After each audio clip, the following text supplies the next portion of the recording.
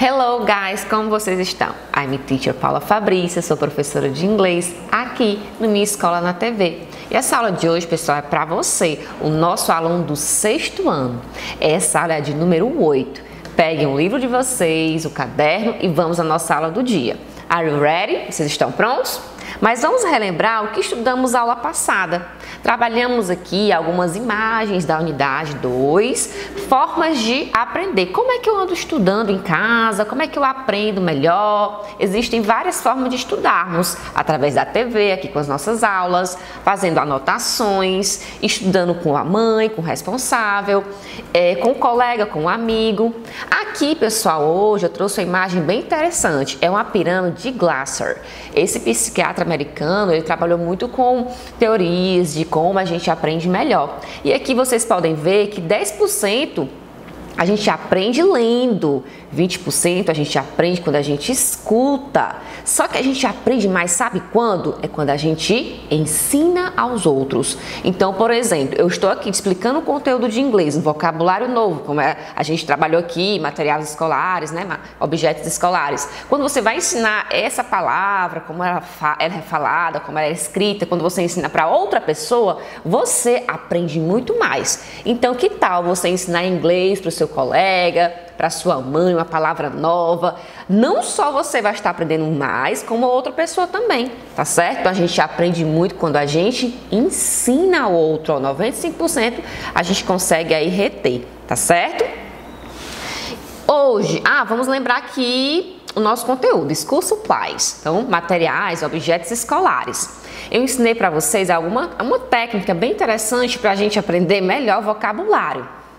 Você pode draw, desenhar o objeto, write, escrever, por exemplo, o nome borracha, eraser, e spell, soletrar essa palavra em inglês, porque eu já ensinei esse assunto aqui, E-R-A-S-E-R. Você pode falar essa palavra, colocar em uma frase, é uma borracha, it is an eraser. Ou it's aqui abreviado. Então você pode pegar essa palavra eraser, book ou outras e fazer várias situações relacionadas a ela. Draw, write, spell and speak. Falar, soletrar, desenhar no caderno de vocês. Fixa melhor o conteúdo. E que tal passar esse conteúdo para outra pessoa? Não é? Para você reter melhor esse assunto. Então, hoje vamos começar com outro conteúdo que faz parte do capítulo 2, tá? Do Chapter 2. Nosso assunto de hoje é Imperative Form, a forma no imperativo, afirmativa e negativa. Nós vamos ver que conteúdo é esse, que horas eu posso usar na minha rotina, na minha vida prática. E o objetivo é o seguinte, vocês vão reconhecer e vão empregar o imperativo em situações práticas da sala de aula, tá certo? Eu gostaria de mostrar para vocês essa imagem, inclusive é do livro de vocês. Tá lá na page 37, na página 37. Olha para essa imagem. Quais ações a gente pode estar dizendo que essa pessoa está fazendo ou essas pessoas estão fazendo? Ela, professora, né, uma pessoa, uma estagiária, ensinando. Então a gente vai usar o verbo ensinar. Os meninos estão estudando, aí vem o verbo estudar. Escrevendo, né? Vem o verbo escrever, falar e escutar. São verbos, são ações que estão aí relacionadas a essa imagem. Como eu diria essas palavras, esses verbos em inglês? Ensinar é teach. Então o verbo sozinho é teach. Por exemplo, eu sou a professora Paula, eu ensino inglês. I teach English. Study é o verbo estudar. Write é o verbo escrever. Speak é o verbo falar e listen é o verbo escutar, tá certo? Então, observe bem esses verbos que a gente vai trabalhar na nossa aula de hoje no conteúdo imperativo, tá bom? Então, o que é o imperativo afinal? O modo imperativo, ele é usado para aconselhar, dar instruções e fazer um apelo. A sentença começa com o verbo. Quando eu falo assim, pessoal, vamos lá, estudem inglês. Estudem inglês. Eu já comecei com o verbo estudem, no caso é conjugado. O sujeito é you, você. Eu estou dando aí um conselho, né? Fazendo aqui um apelo para vocês estudarem inglês. Então, estudem inglês. Study English. Já comecei com o verbo. Então, o imperativo afirmativo, ele já começa com o verbo, tá? Na sua forma básica. Então, por exemplo, aqui nessa letra A, imagens da page 42, da página 42, tá? Que tem esse conteúdo no livro de vocês. O professor está dando uma instrução para o aluno na sala de aula. E ele fala, write your name on the test. Write your name on the test. Escreva seu nome na prova, no teste. Observe que já começou com o verbo write. O sujeito é you, está subentendido, tá bom? Aqui é o modo imperativo afirmativo, indicando uma instruction, uma instrução, tá bom? Professora, mas como é que eu uso na negativa? Você vai usar a partícula don't, que é o do com not abreviado. Então, por exemplo, nessa imagem da letra C, o que vocês estão observando? O professor deu uma instrução. Que instrução é? Não converse durante a prova, não pode. Então, ele falou, ó, don't talk during the test.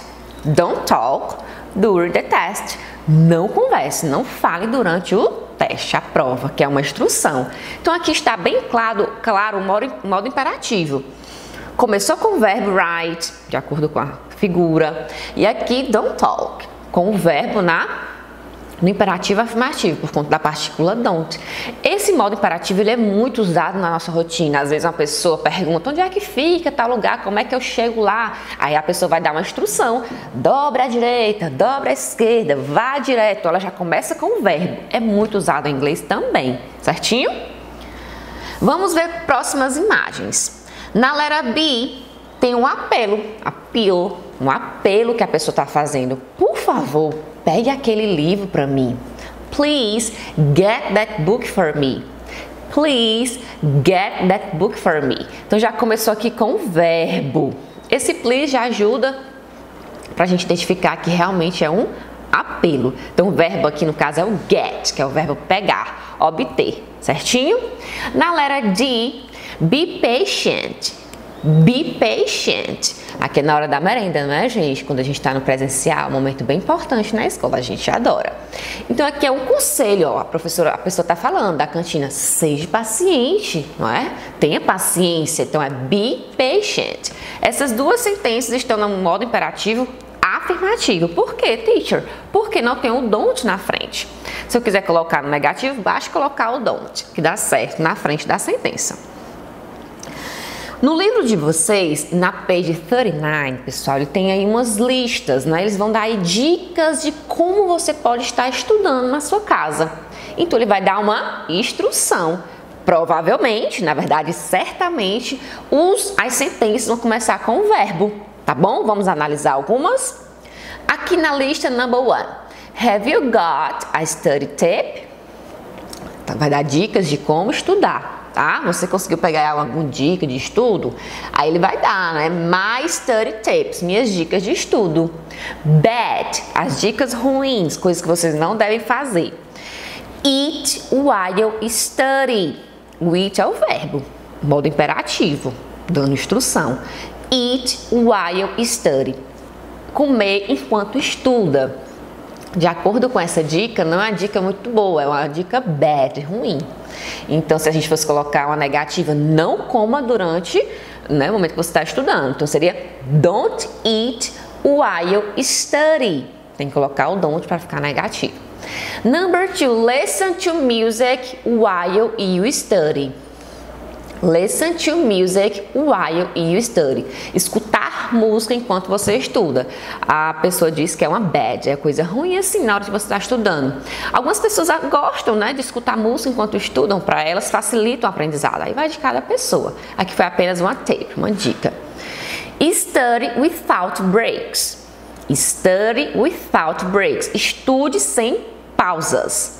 Ó, estude sem pausa. Começou com o verbo estudar, modo imperativo dando instrução, mas aqui é uma instrução ruim que ele está contando para você, tá? Então, no caso, não estude sem pausas. Tá estudando muito, tem muita coisa, você fica muito aperreado, descansa, dá um break, uma pausa, bebe água e volta. tá bom? Então, don't study without breaks. Não estude sem pausas. Dicas boas, uma instrução boa. Ele deu aqui 3 instruções boas para você durante aí os seus estudos. Study in the quiet place. Study in the quiet place. Estude em um ambiente calmo, muito bom, sem barulho, não é, pessoal? Na medida do possível, ficar no cantinho da casa que não tenha muito barulho, tá? Atrapalha você. Vamos analisar o modo imperativo nessa sentença? Começou com o verbo estudar. Professor, e cadê o sujeito? You, he, she. Aqui, pessoal, no modo imperativo, o sujeito é you, é você, que eu estou me referindo a você, tá bom? Direcionando a você. Ele fica subentendido na frase. Study in the quiet place. Estude em um ambiente calmo, dando uma instrução. Have breaks. Tenha pausas, não é? Have breaks. Make your desk clean. Make your desk clean. Mantenha sua mesa clean. O que seria esse clean? Limpar. Então aqui, observe que todas as sentenças, dando dicas boas e ruins, aqui no caso, começam com o verbo eat, listen, study, have and make, por conta que é um imperativo, dando instrução. Na page 40, na página 40, ele vai dar algumas dicas de não, de coisas que vocês não devem fazer durante o estudo. Observem que a maioria, na verdade todas, começam com don't, porque aqui é coisa que você não deve fazer durante os seus estudos, certinho? Então, don't stick on nightmares and plan ahead. Don't stick on nightmares and plan ahead. Professora, que tanta palavra é essa, pessoal? Esse don't stick on é para você não ficar fazendo planos à frente, ficar pensando muito durante a noite. Você pode ter aí problemas. A gente planeja muito durante a noite, nosso próximo dia, muitas informações. Isso não é muito bom, tá bom? Durante o seu sono, então na hora que você vai dormir mesmo. Então ele dá essa dica de don't stick on nightmares and plan ahead. Não planeje muito, não coloque muito, puxe muitas informações durante aí o seu sono. Fica pensando demais, atrapalha, tá bom? Vamos ver outra dica. Don't drink too much caffeine. Don't drink too much coffee. Não beba muito café. Beber café é bom, pessoal, tomar um leite, mas tudo que é demais pode atrapalhar durante os seus estudos. Don't study with fun friends who distract you. Don't study with fun friends who distract you. Aqui esse não estude com amigos, aqueles amigos muito barulhentos, porque eles podem te distrair. Não é? Você está estudando inglês, a pessoa vem falar sobre outra coisa que não tem nada a ver. Naquele momento você está tentando ensinar ou aprender, pode te atrapalhar. Então, don't do that. Não faça isso. Don't prepare too much material, check syllables. Aqui às vezes você vai estudar, por exemplo, vocabulário em inglês. Aí você pega um monte de material. Não, gente, foca no vocabulário que a gente está estudando, que é de escola. Se você pegar much material, muito material, pode te atrapalhar, tá certo? Avoid distractions like cell phone and movies. Aqui é para você evitar. Aqui já não tem a negativa, já tem um modo afirmativo, o verbo avoid. Para você evitar distrações. Eu sei que é difícil, mas a gente tem que praticar. A gente pratica muito, a gente consegue. Hoje eu vou estudar, o celular vai me distrair. Deixa ele no cantinho, desliga. Usa o livro ou o dicionário. Não, professora, mas eu vou precisar do celular. Muito bem. Use o Google, use outras ferramentas. Aí você vai abrir o Facebook, o Instagram, vai te distrair, porque você vai ver informações que às vezes não é daquele momento, tá bom? Então a gente evita, eu sei que é difícil, mas a gente tem que praticar. Com a prática, você consegue essa rotina de estudo, tá certo? Vamos lá, uma pequena atividade para vocês hoje, bem simples. Essa imagem do livro de vocês, o que está dizendo aí? Eu vou perguntar, é uma coisa boa ou é uma coisa ruim que está acontecendo nessa imagem? Tem uma criança estudando, ela está comendo enquanto estuda, não é, pessoal? É algo bom ou algo ruim, de acordo com as dicas que a gente deu aqui? É good ou bad? O que vocês acham? De acordo com o que eu falei, é uma situação bad. Você está comendo, está estudando, não é? Não é muito interessante. Qual seria a sentença, a frase que corresponde a essa figura? Da primeira, segunda ou terceira? Ó. Don't eat while you study. don't listen to music while you study, or don't study without breaks. Qual dessas três sentenças combina com essa imagem, com essa picture? O que vocês acham?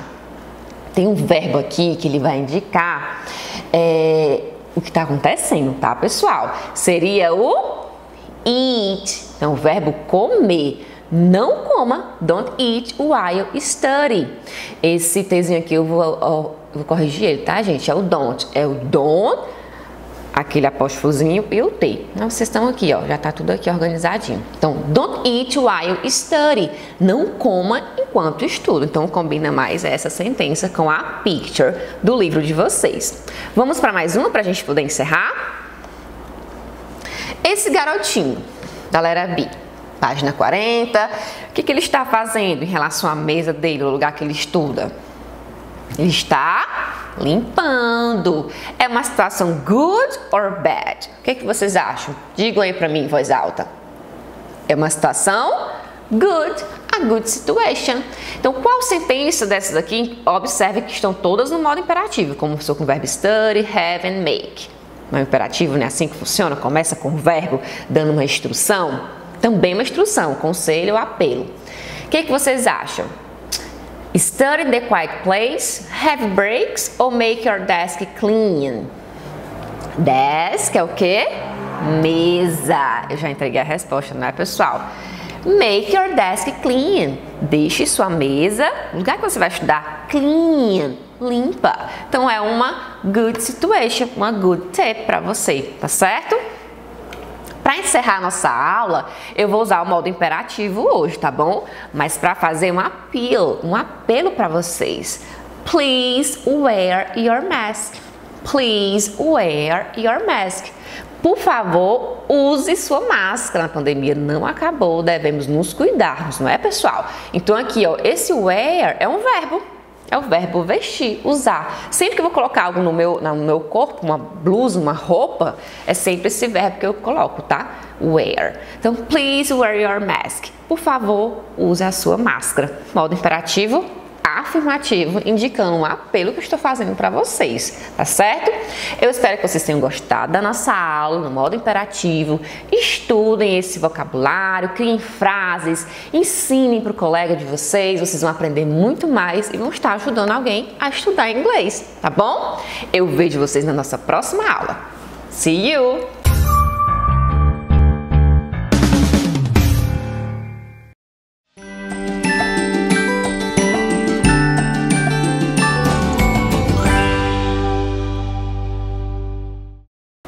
Bom dia, meus caros alunos e caras alunas, como é que vocês estão? Tudo bem com vocês?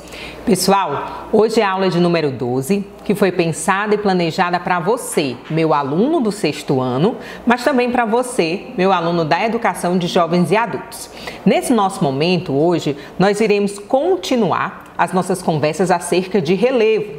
Só que hoje nós vamos dar uma olhada bem especial para as formas de relevo existentes no continente, ou seja, o nosso conteúdo são as formas de relevo continental.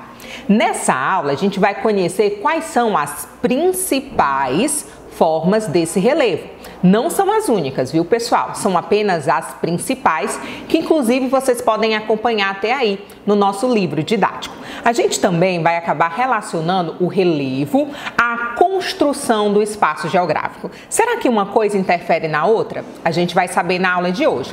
Como também nós iremos nos apropriar dos diferentes conceitos existentes sobre os mais inúmeros tipos de relevo. Então é uma aula super produtiva e eu tenho certeza que, assim como eu, vocês irão aprender muita coisa.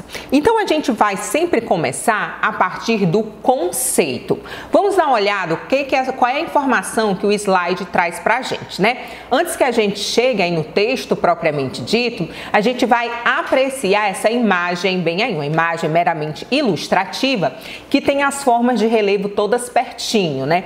Percebam que bem aqui na parte de baixo, que eu vou estar mostrando aqui para vocês, ó, em destaque, nós temos o nível do mar. E a partir do nível do mar, nós iremos estabelecer os diferentes tipos de relevo que nós iremos conhecer na nossa aula de hoje. Começando aqui pela planície, ó, planície, os planaltos, né, que estão em maiores altitudes, as depressões absolutas, ó, percebam que ela está abaixo do nível do mar, as montanhas e também as depressões relativas, certinho? É importante que vocês assimilem, né? Que isso fixe na mente de vocês, que vocês compreendam que todas essas formas de relevo, elas são estabelecidas a partir do nível do mar. Por isso que eu estou dando, né, essa enfatizada mesmo para vocês não terem dúvidas quanto a isso. Então, vamos lá. Quando a gente viaja ou assiste um filme, com certeza, quando a gente analisa a paisagem, a gente vai perceber que ela varia, né, de um lugar para o outro, né? Por exemplo, se a gente vai daqui de Parnaíba até ali a Pedra do Sal, que é a nossa praia, aqui pertinho da gente, a gente percebe que todo aquele espaço geográfico há certas modificações. E isso num plano micro, né, num plano menor, como também em um plano maior. Irão existir lugares que serão montanhosos, com planos e outros que vão apresentar pequenas elevações, pequenas subidas. Mesmo entre essas paisagens bem parecidas, como as regiões montanhosas, vocês irão perceber que há algumas formações, né? Tem picos que vão ser arredondados, já outros serão pontiagudos, e toda essa variedade de formas é que vai receber o nome de relevo. Nas áreas submersas, ou seja, aquelas abaixo d'água, a gente vai denominar de relevo oceânico. Por quê? Porque são regiões submersas. Já nas áreas emersas, que são as áreas fora d'água, a gente vai estar nomeando de relevo continental, que é justamente o nosso conteúdo da aula de hoje, né? Então, a gente vai estar estudando as formas de relevo continental, que a gente vai estar dando uma priorizada em 4 tipos principais. Mais uma vez, não são os únicos, são apenas os principais, que serão montanhas, planaltos, planícies e as depressões. Vamos conhecer agora cada um deles? Então, pessoal, a gente vai começar esse estudo pelas montanhas, né?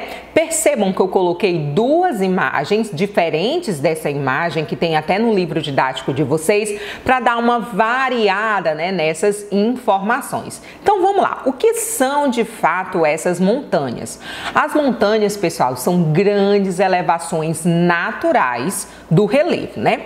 Outra coisa, um conjunto contínuo de montanhas vai receber o nome de cordilheira, né? Com certeza vocês já devem ter ouvido falar dessa nomenclatura. E essas cordilheiras, né, que é um conjunto de montanhas, elas podem atingir grandes extensões. E aqui eu vou trazer o exemplo da Cordilheira dos Andes, que é a que a gente tem aqui mais pertinho da gente, que vai se estender por mais, gente, de 7.000 quilômetros. Ela tem ali por média de 7.000 quilômetros e meio, né? 7.500 quilômetros, que está presente aqui na América do Sul, né, no nosso continente. Também temos como exemplo as montanhas rochosas, que estão situadas também aqui no nosso continente, no continente americano, só que lá na América do Norte, a Cordilheira dos Alpes, na Europa, e a Cordilheira do Himalaia, na Ásia. Quando vocês estiverem lá no 8º, 9º ano, que a gente vai fazer um estudo mais aprofundado de cada um dos continentes, eu tenho certeza que nós iremos abordar também esse conteúdo lá. Só para vocês terem uma ideia, pessoal, a superfície do planeta Terra, ela é 24% montanhosa. Então, né, é uma área predominantemente, né, quando a gente compara com o planeta, bem forte. 10% da população mundial, gente, vive em terrenos montanhosos, principalmente lá no continente asiático. A maior parte, né, dos grandes rios nascem justamente nas montanhas. Elas se destacam por apresentar altitudes superiores às das suas regiões vizinhas. A cada 150 metros de altitude acima numa montanha, olha só, gente, esse dado, como é interessante. A cada 150 metros de altitude, a temperatura diminui cerca de 1 grau, né? 1 grau Celsius. E a radiação ultravioleta também, ela se eleva com essa altitude. Então é por isso, gente, que quanto mais alta, né, quanto mais a região de serra, de montanha, a menor vai ser a temperatura.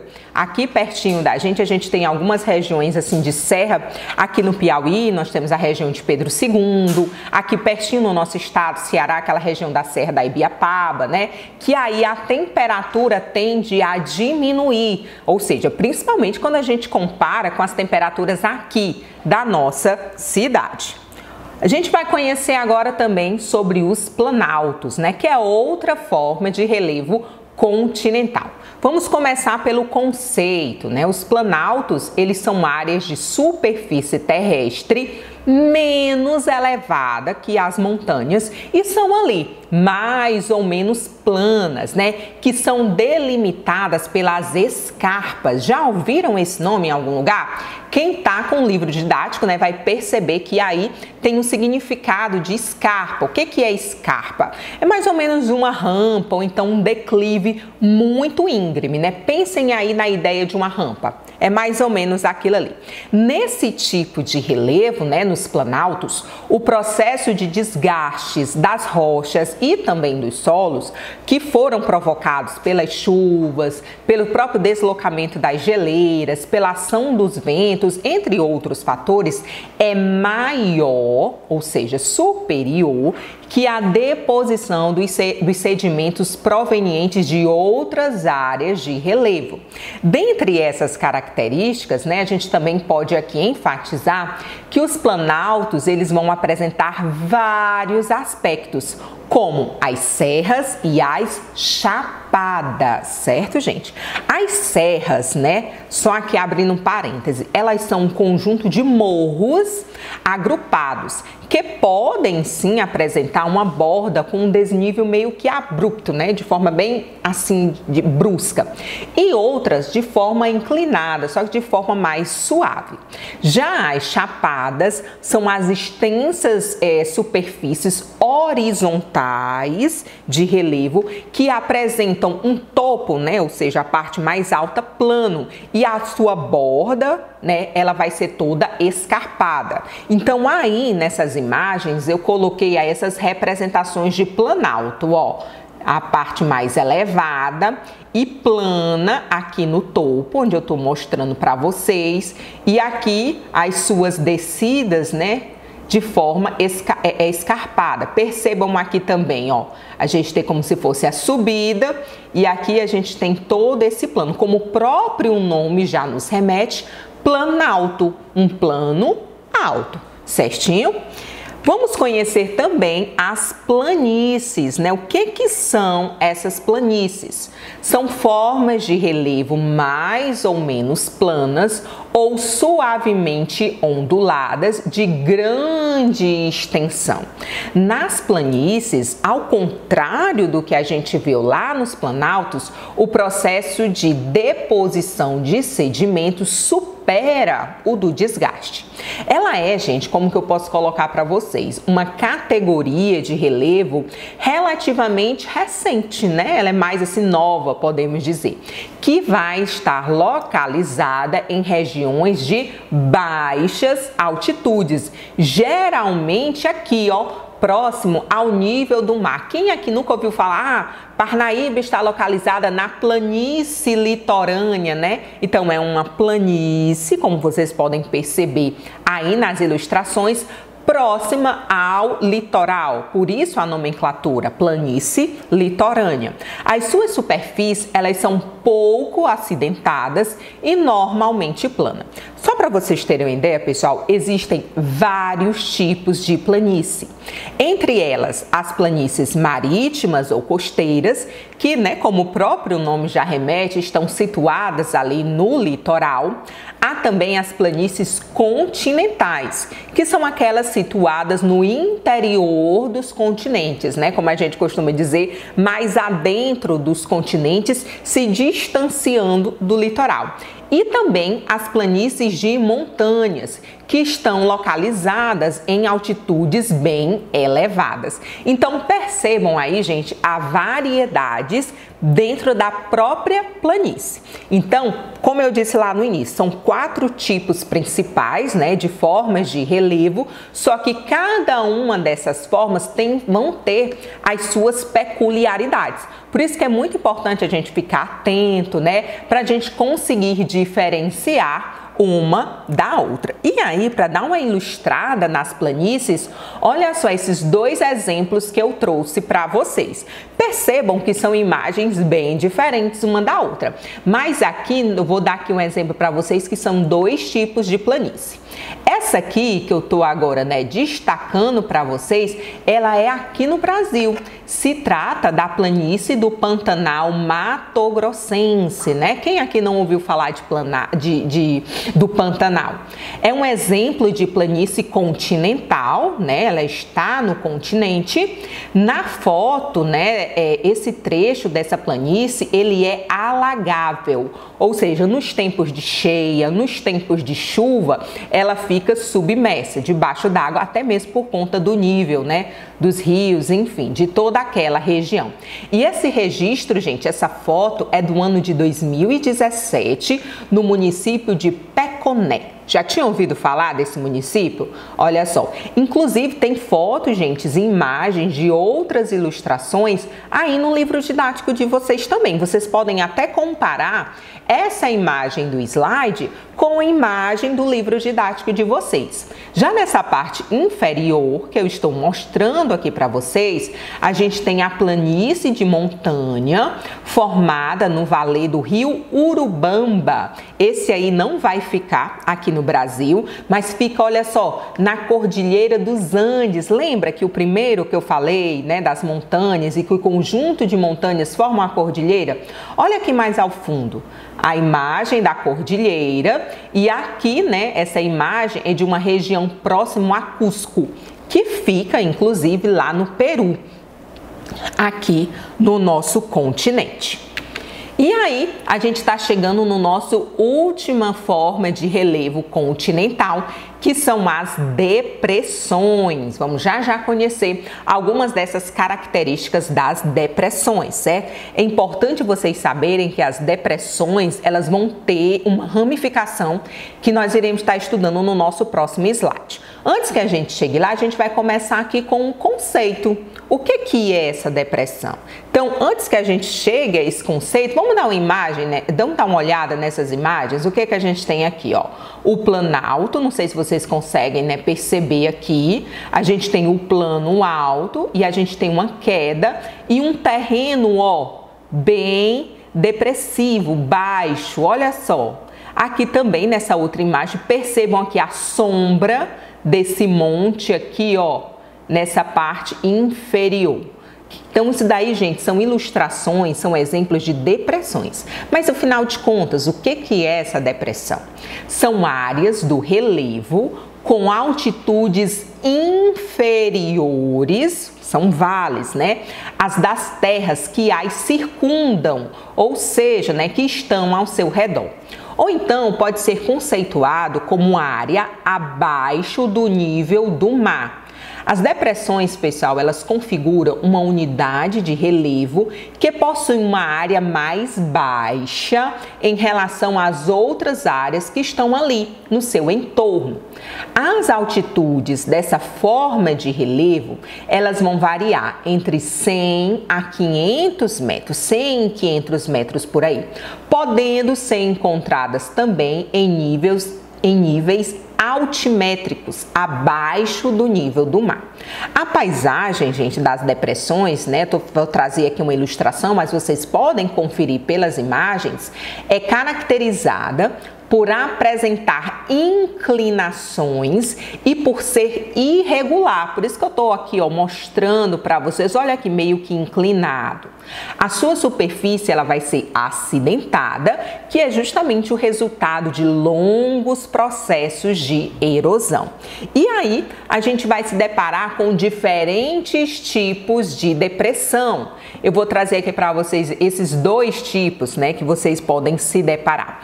Um é a depressão relativa e o outro é a depressão absoluta. Qual é a principal diferença entre eles? A depressão relativa, né, ela é quando o terreno ele está situado em uma altitude abaixo das terras que lhe são próximas, mas acima do nível do mar, que vai ser diferente do conceito de depressão absoluta, que são aquelas que, além de apresentarem terrenos mais baixos que as áreas vizinhas, elas também vão possuir, né, uma altitude abaixo do nível do mar. É o que acontece lá no Mar Morto, né? É um exemplo clássico, que inclusive também tem no livro didático de vocês, para ilustrar esse tipo de depressão. E aqui nessas três imagens, ó, perceba o terreno acidentado, né? E esse vale aqui, ó, pelo meio, ó.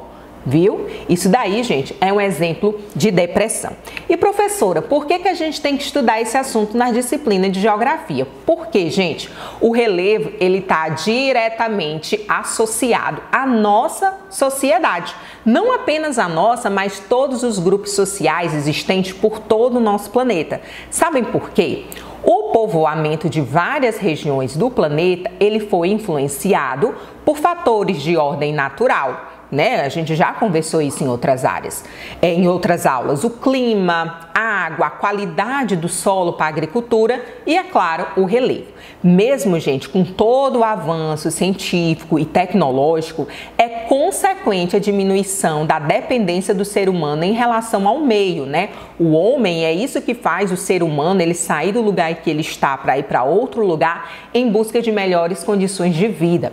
Esses fatores, eles impõem algumas restrições ao povoamento e à prática de atividades econômicas. Então percebam, pessoal, o relevo e a sociedade, né, eles formam diferentes faces de uma mesma composição estrutural. E isso, gente, responde, né, está diretamente relacionado pelas interações das atividades humanas com os elementos naturais. Só para vocês terem uma ideia, um dos principais problemas quanto ao desequilíbrio entre o relevo e a sociedade é justamente a ocorrência da erosão, justamente esse desgaste do solo, sobretudo, gente, em meios urbanizados, que como são os exemplos que eu trago aqui para vocês. Aqui a gente tem uma região de montanha, né, de serra, e olha só onde que tá, né, a construção humana nessa área, né? Tanto que a gente tem essa imagem aqui mais atual e essa imagem aqui já mais antiga. Então, relevo e sociedade, eles estão ali, ó, ligados um com o outro. Uma coisa vai depender da outra, né? O ser humano, ele sempre buscando melhores locais para estar habitando e, com certeza, o relevo contribui diretamente para isso. Eita, que foi muita informação na aula de hoje, não é verdade? Mas agora vocês vão aproveitar um tempo e irão lá no livro didático de vocês, fazer as leituras e, claro, as atividades que os professores irão propor. Muito obrigada pela atenção de todos e eu aguardo vocês no nosso próximo encontro. Até mais!